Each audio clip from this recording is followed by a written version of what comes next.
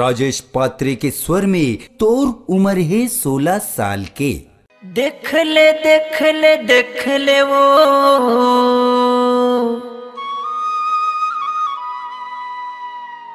देख ले देख ले देख ले ना देख ले वो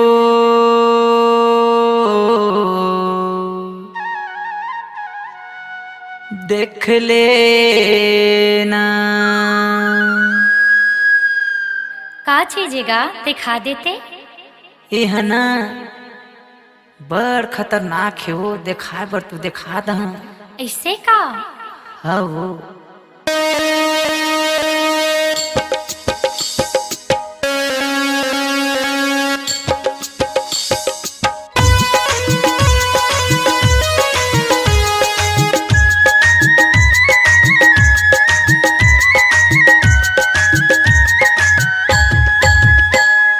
आई हूँ सफेरा तुर गाँव माँ वो, आई हूँ सफेरा तुर गाँव माँ वो।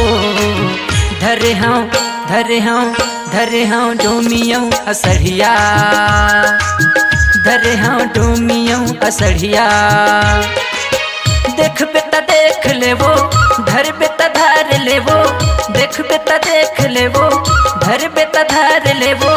झन बचका दे बेला नहीं तो जाके खुसर जही बीलमो एहा, जाके खुसर जही बीलमो। आई हूँ सफेरा तुर गाँव माँ वो, आई हूँ सफेरा तुर गाँव माँ वो। धरे हूँ डोमियों असड़िया, धरे हूँ डोमियों असड़िया।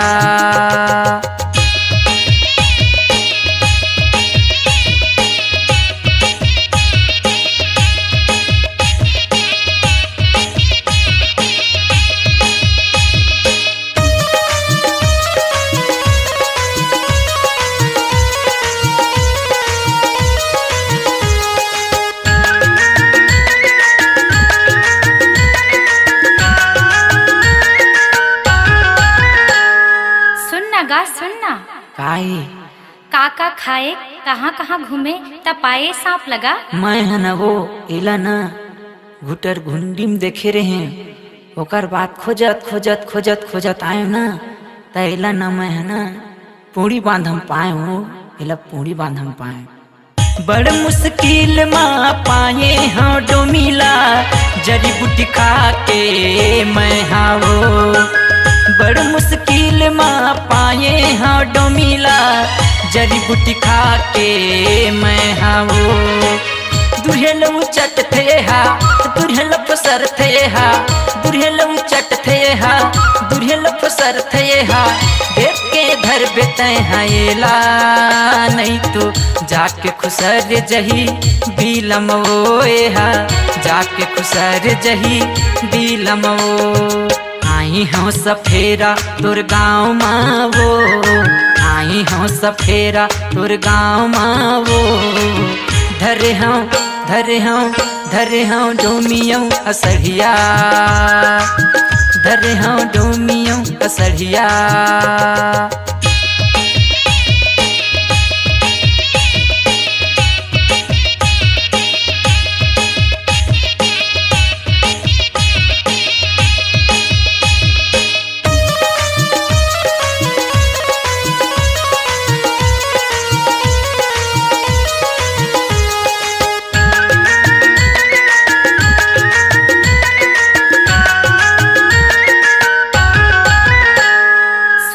सुनना काहे हो तोर पिटारा में कैसना कैसना सांप हैगा दिखा देते?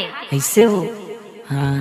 करिया हवे डोमी हवो, भुरवा हवे असड़िया हवो।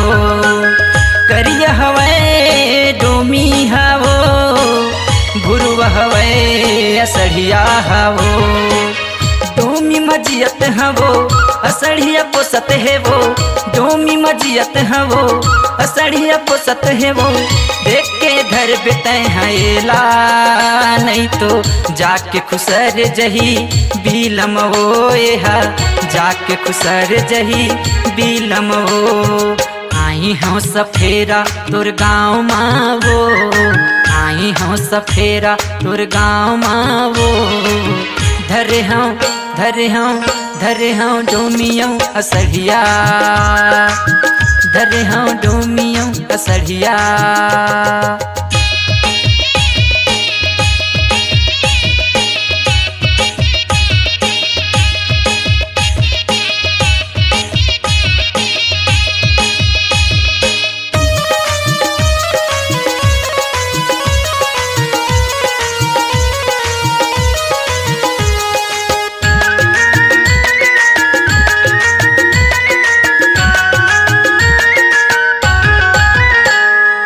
सुनना वो एते कब जीत कर थस ना तले भाई धर ले फिर तहना देख के धर भी ना हाँ होगा देखा भील मजा थे हावो धरे रही बे तहावो भील मजा थे हावो धरे रही बे तहावो शोभित आगू महे राजस पिछू महे शोभित आगू महे राजस पिछू महे धर धर धर सोख तहा जाके खुसर जही बीलम वो हा जाके खुसर जही बीलम वो आई हूँ सफेरा तोर गाँव मावो आई हूँ सफेरा तोर गाँव मावो धरे हूँ डोमियों असड़िया धरे हूँ डोमियों असड़िया देख बेटा देख ले वो धर बेटा धर ले वो देख बेटा देख ले वो धर बेटा धर ले वो झन बुचका दे बेला नहीं तो जाके खुसर जही बीलम वो हा जाके खुसर जही बीलम वो आई हूँ सफेरा तोर गाँव मावो आई हूँ सफेरा तोर गाँव मावो धरे हूँ डोमियों असड़िया धरे हूँ डोमियों असड़िया धरे हूँ डोमियों असड़िया धरे हूँ डोमियों असड़िया मैं हाँ छत्तीसगढ़ी है जी बिल्हा पोड़ी की प्रस्तुति तोर उम्र है 16 साल के गायक राजेश पात्रे गायिका चंपा निषाद कार्यक्रम हेतु संपर्क करें मोबाइल नंबर 7244865538 761 725 3340।